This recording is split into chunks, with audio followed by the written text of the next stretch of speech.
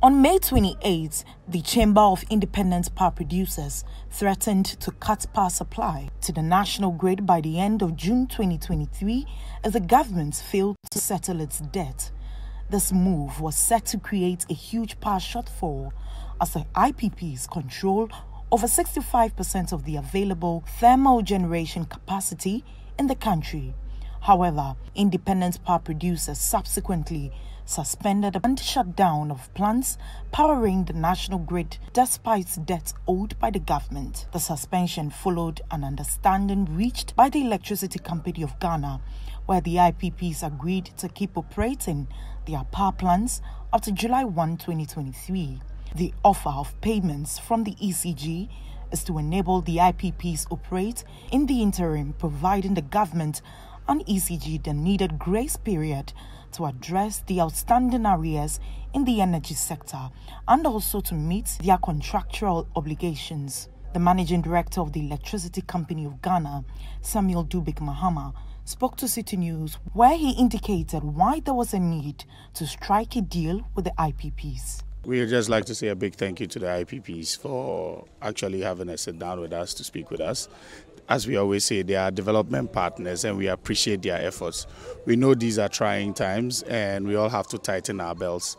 We decided to get a fine-tune between our social operations and financial mix to come up with something that's very reasonable and profitable for them to make business go well.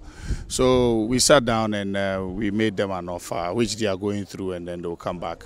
So we believe strongly that we found something that is workable into the future and we can better on that. So that's where we are now as a company.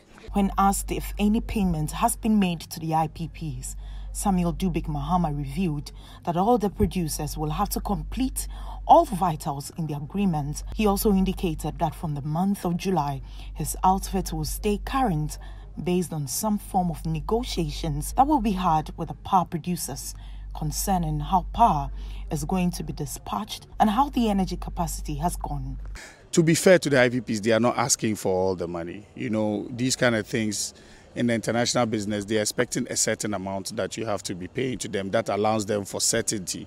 So that's what we are trying to reach at, and then we can build on that moving forward. The truth about that is those conversations are far advanced as to how it's going to be structured and what they would receive when and all of that. Moving forward in July, we are going to try and stay current by paying whatever bills is due them through the negotiations that we've done now, which makes it now reasonable for us to pay them a good amount of money. So every month henceforth will be okay in what we pay them. But with the one that is left, that conversation would be finished hopefully in about 2 to 3 months.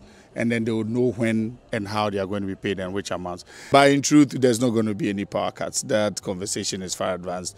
The IPPs are still working and the conversation is almost getting to its end. So everybody should be rest assured, yeah.